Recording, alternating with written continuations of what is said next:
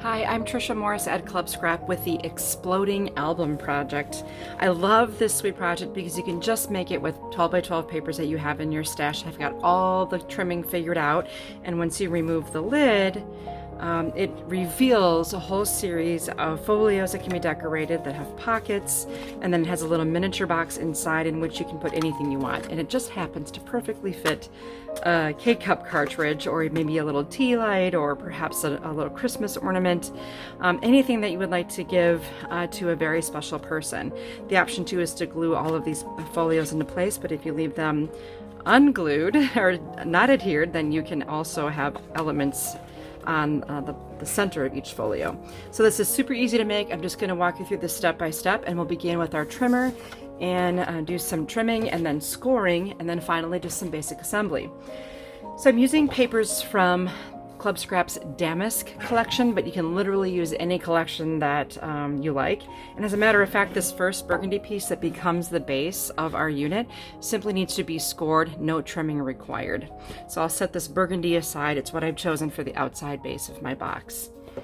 The next piece we'll use is just a simple ivory, and we'll cut this at 10.5 inches. The grain direction at this point doesn't matter. So 10.5, and then rotate and cut at 10.5 to make a square. That leaves you with two little strips of paper that I ended up not using for anything, so you can just set those aside. The next piece I've selected for my little book, or my box, is this lighter blue from the Damask collection.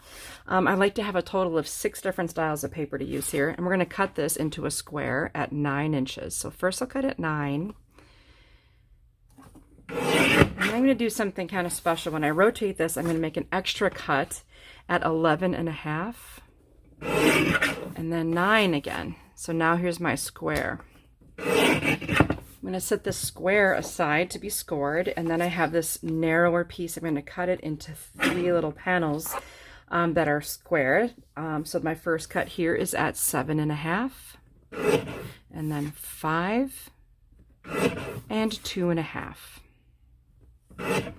Now what this gives me is 3 2.5-inch squares, and then there will be a smaller scrap that I'll set aside. Then we have this 3 by 12. I'm going to cut this at 9, 6, and 3. 9, 6, 3. And I'm going to set all of these 3 by 3-inch squares aside to be used to embellish the inside of my book. And then there's one little 1/2-inch piece I'll discard.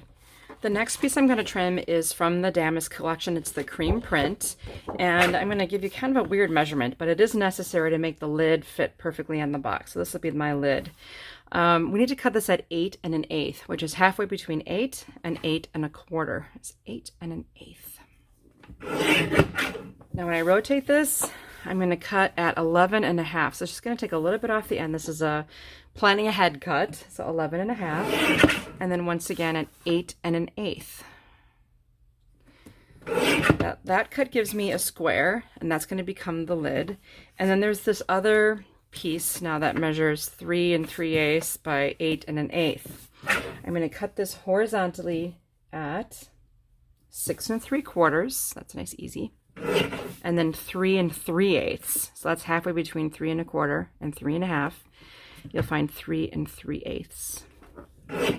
And that should give you 2 squares. Look at that. Okay, then you have this other long piece. It's also kind of a weird measurement. It's right now 3 7/8, so not quite 4 by 12. And I'm going to cut this into 3 squares. All right, so first measurement is 11 5/8. So that's halfway between 11.5 and 11 3/4. And then 7 3/4. That's a nice easy one. And then 3 7/8. So that's halfway between 3 3/4 and 4. Once again, I have 3 squares. It's all about squares. All right, now I've selected this blue print to be the lid of the inner box in the exploding box, and you can even choose an area that you want. So I'm going to pick this section, maybe this, we'll do this section. Okay, so I'm going to turn that into 5 1/8. So I'm just going to cut it 5 1/8, halfway between 5 and 5 1/4. And rotate and cut at 5 1/8 again. leaving me a square and all of this. Now you could essentially get 3 more exploding box covers from this sheet. I didn't allocate using the rest of the sheet on the project. I already had enough paper, but keep it all handy in case you want to make something with that. So set this aside to be scored and bring in one last piece.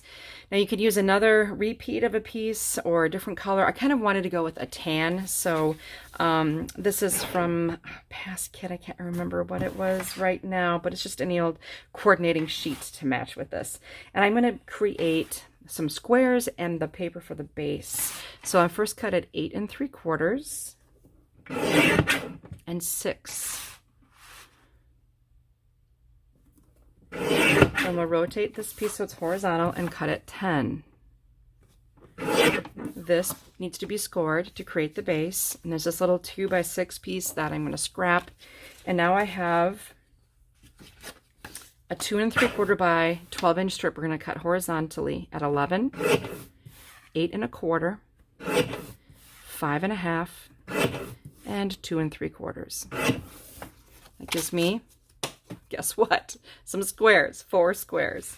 Now I have another piece, and we're going to cut it into more squares, but slightly larger. We'll cut this horizontally at 9 3/4, 6 1/2, and 3 1/4.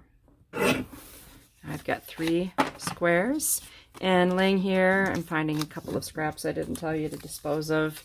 So here they all are. Anything that's kind of a narrow little strip or a rectangle, we're going to set those aside as scraps. And now I'm going to get out my score pal. Here's the pile of paper that we've set aside to be scored. I'm just going to flip it and start back from the beginning again with this burgundy color.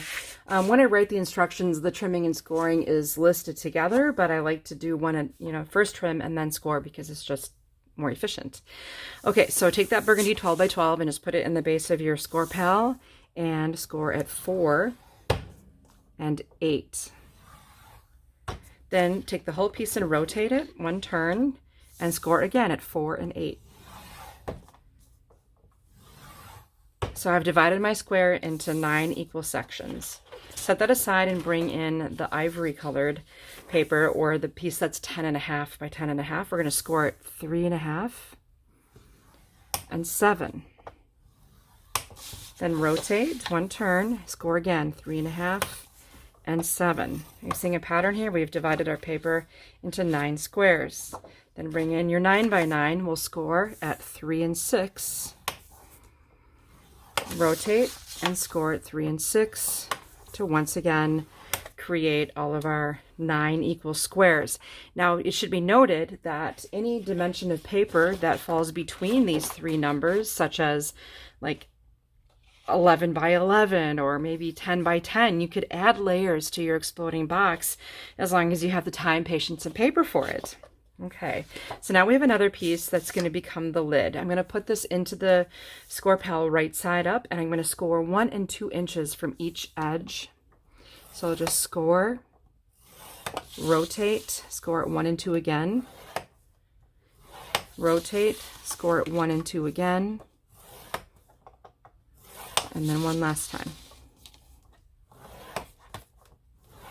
Set that aside. Now I have the piece of blue paper that I'm going to use for the inner lid. This time I want the lid to be less deep. So I'm going to score it at 3/4 and 1 1/2 from each edge. 3/4, 1 1/2, rotate, and then repeat until all 4 sides have been scored. Next I have the material that I'm going to use for the base of the inner box. And I want this box to have some nice sides to it so that you can tell the paper looks different. We'll score vertically at 2 and 4. And then score horizontally at all the even numbers. So 2, 4, 6, and 8. Now I have a bunch of squares. We're finished scoring, so let's assemble our box. We'll start again by tackling the pieces in the same order, and for this you can, if you want to be really precise, you could use a craft knife and cutting mat and ruler, or you can use a long bladed scissors, which I recommend over a short blade. But what I want to do is cut the corners. So I want to remove from this score line diagonally to the nearest score line to remove this corner at a 45-degree angle. I could take a ruler and first draw the line that I need to cut on, or I can eyeball it, which is what I'm doing here. It's entirely up to you. I'm just aiming my scissors for the opposing corner. Once you've done that with the burgundy, go ahead and do the exact same thing on the ivory and the light blue.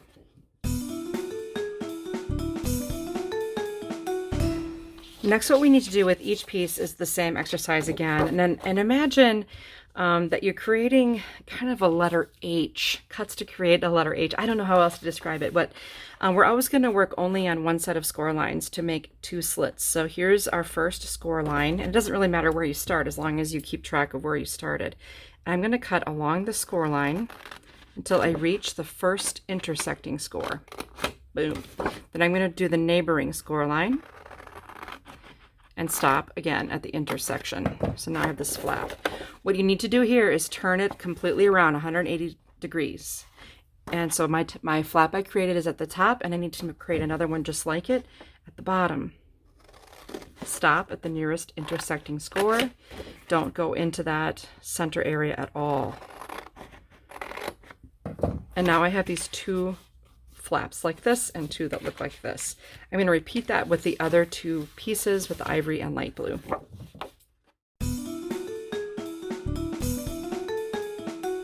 Okay, with that step done, the next thing you can do is fold in on those angled flaps. You can see how they create a little triangle, and when we connect those flaps together, it forms a really sweet looking, almost like an envelope-like pocket. So once those flaps have been folded in, we can adhere them, and the best way to adhere, I'm thinking, is with some Club Scrap bookbinding glue. If you study the angle of this flap, it kind of forms a triangular shape. So always make sure you have one flap closed, then take some of the bookbinding glue from a needle tip applicator and draw a triangle on the face of the other flap. That way when you bring this down, oh, I went a little out of bounds. Bring this out of on top of it, it really does a nice job of perfectly adhering that angled flap. And you can do them in opposite directions if you want, or whatever. So study, here's the angle, so just be really careful on the edge. Get a little extra sploosh there. And place it. Now there are a million ways to make pockets for these exploding boxes. I felt that this method was probably the easiest way and a great place to start.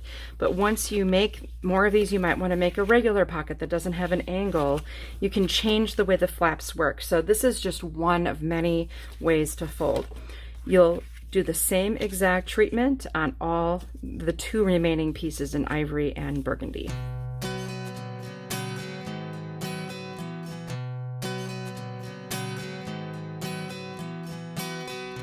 Okay, once we have all of this figured out, you can fold on those other scores to make your sidewalls, and then the boxes get nested together. So they're not really boxes. I still would call them like a folio, because it has sidewalls, but more like wings. Let's just call them winged folios.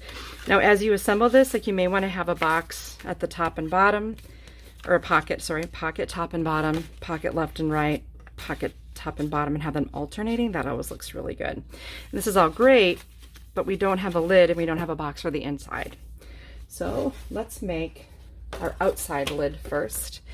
Now this is currently a square, but I do want you to think in terms of vertical again, and once you determine what your vertical is, that's the way you got to stick. And if you look at the instructions that come with this, you'll want to follow that as well very, very carefully. Sometimes students make what I would call like windmills or pinwheels with their trimming. You have to be really careful. So let's count from the right edge. We've got 1 score line here and another vertical score. I'm going to basically remove that vertical score line until I reach the second intersecting score. So here's 1, here's 2, and I'm removing the score itself by creating a dart shape. Do you see that V? So just go ahead and take that out. And I'm going to repeat that on this other side. So the second score line in from the left edge, I'm making a dart, stopping at the second intersecting score. You see this little flap forming? I'm going to turn this around 180 degrees, and I'm going to do the same thing.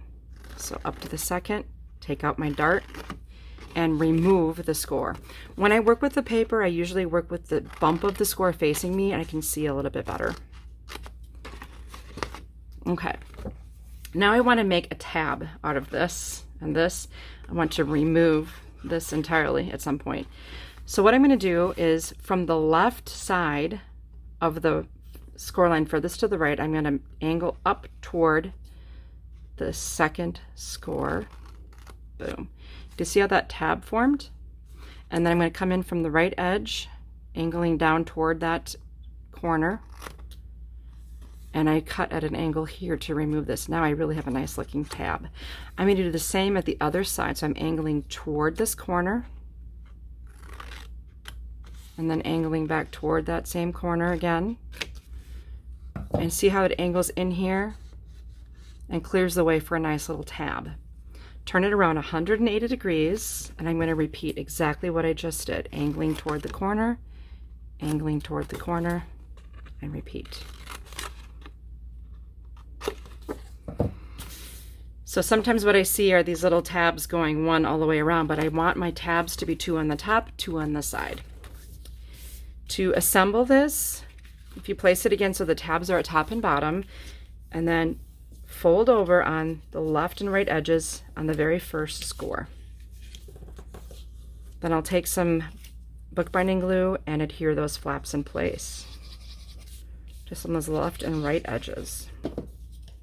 All right, so once that's tacked down nicely, you'll want to just fold up on those tabs.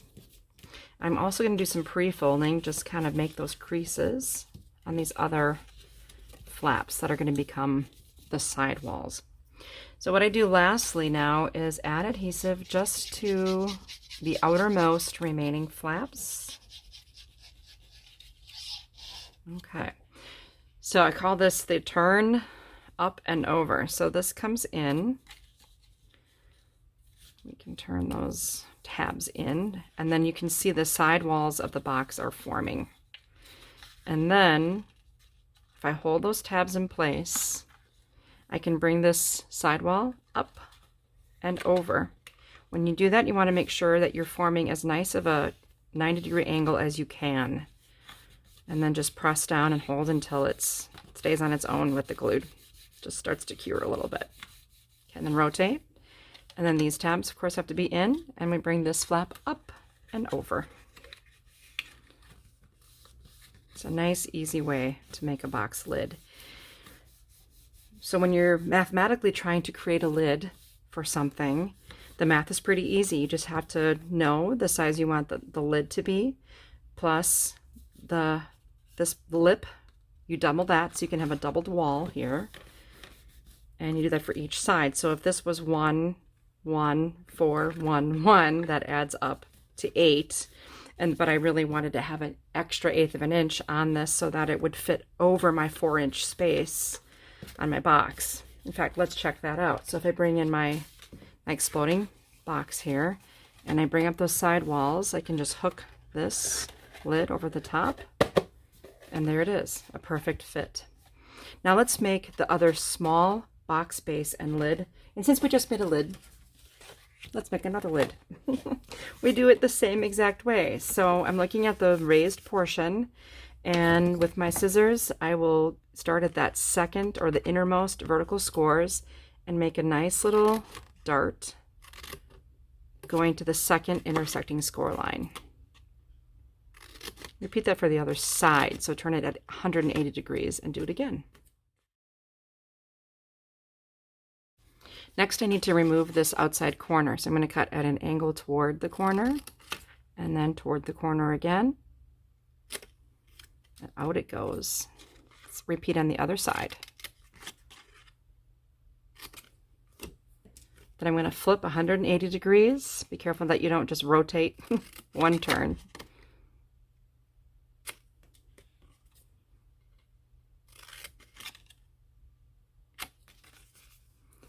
So you see my vertical tabs and those little sidewalls. So that's how we start. We fold these in. I'm going to go ahead and fold in again just to get that crease made. I don't think I did that last time. Okay, open it back up and I will apply some glue onto those outer flaps only on the left and right side, and then just push them down and hold in place till they stay on their own. Okay. So now we want the tabs to be folded and prepared. And then we also want the folds made on our flaps, the ones that have to go up and over. And by up, I mean up to form the sidewall, and by over, I mean over the tabs. Okay, so I'm going to add my glue. Maybe we'll just do one wall at a time here. I'll put glue on that one. So I'm going to use my thumbs to bring the tabs up, turn them in to form that side and go up and over the tabs. Make sure you're square, and repeat for the other side.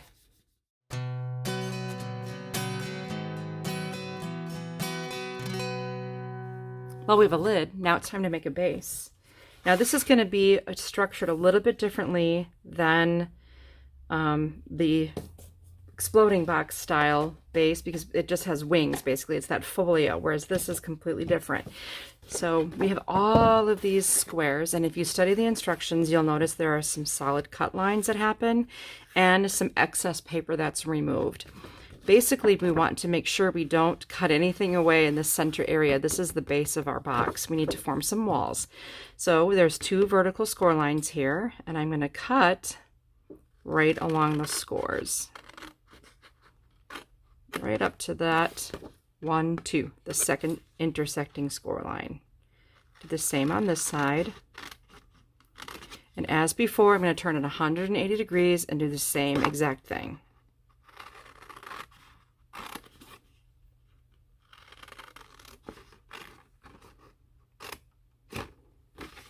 Okay, so now we still have our base of our boxes intact. And then this square right in the bottom here is a little more paper than we need. So I'm going to remove it, and I'm just going to cut a little bit on the inside of that score line to take the score line out as well. I want to remove the score itself. So I'm going to do the same thing up here. I'll rotate 180 degrees and do the same thing on the other side.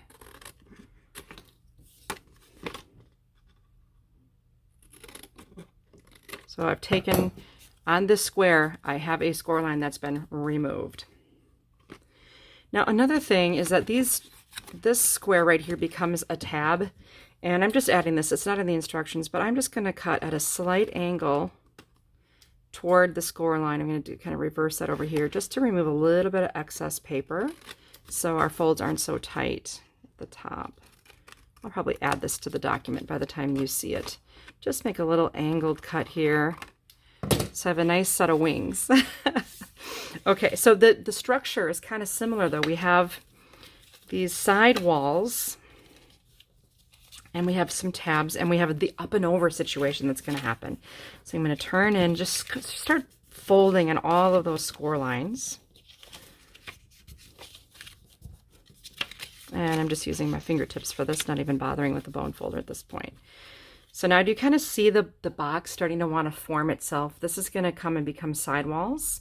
So I'm going to fold those in, and then these 2 pieces will connect, and then this will go up and over.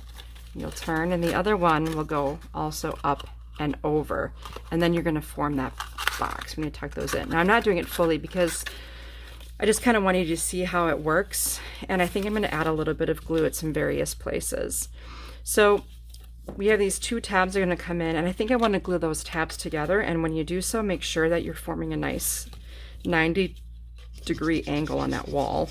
Just put some glue on this tab and then stick it to this tab, making sure I have a nice straight wall on each side. I'll repeat, I'm going to turn it 180 degrees and kind of do the same thing. I'll put a little glue on this tab. I just want to tack it down and turn it in so that it's forming a nice 90-degree angle. Okay, so now all I have to do is the up and over part, and I want to put adhesive on the outermost area of this up and over tab. I'm inventing that terminology, the up and over. So just bring it up and bring it back down inside the box to form a nice sidewall. At this point, if you want to take your bone folder and kind of get in there and burnish it a little bit so that sticks right to that side wall, turn it 180 degrees, add your adhesive to this other go up and over and burnish. Now let's see if the lid fits. Oh, very nice. Once again, I expanded the size of the lid by 1/8 of an inch compared to the base. So this lid area is 2 1/8 inches and this base is 2. So if you're inclined to make boxes or things like this of different sizes, simply sketch it out and plan it ahead of time before you cut your paper, and score according to the dimensions. I wanted this area to be 3/4 of an inch, so I scored it 3/4 and 1.5 inches from each outside edge. I doubled it because I have to make a double thickness on that side wall. Now, if I just come back to my original box here, and I take that lid off, this goes right inside, and if you want inside that, you can add a K-cup or perhaps a Christmas ornament, maybe some earrings or a little jewelry gift, something. I mean, it's just a really fun way to showcase some holiday photos or maybe something from a single event like a trip. And depending on what paper you use, it really has a lot of flexibility. Now, what do you do with all of these leftover squares? Well, it's kind of fun. There are 3 larger squares. So those will be used by sliding them into the largest pockets on the largest folio. The 3rd square can be adhered. You can just use your favorite adhesive or additional bookbinding glue. I've done it both ways. Just center that piece right into the base. It's just going to add some nice color to that first folio. Okay, for the next folio, we're going to be using the decorative papers that we've trimmed that match the lid. We're going to nest those right onto the flaps. So not inserting them into the pockets, but adding some decor to our otherwise kind of plain Jane flap. And then on top of that, you can add cut aparts or photos, whatever you want. And then we have some larger tan pieces that will fit into the pockets. Very cool, right? And then we have these smaller blue squares that fit right on top of those. So you can nest them. Maybe if you want, you could put one on each side. For example, if you were to take some ribbon and staple it to the top of the larger square, you can hide the staple by placing these on top of the staple. And that way you've got double nested mats in each of these 2 pockets. I'll show you that on one of my finished versions. And again, you know, this could go right in here, right in the base. And then we have the smaller guy. So here we have 4 of these. So 2 can be adhered to the light blue.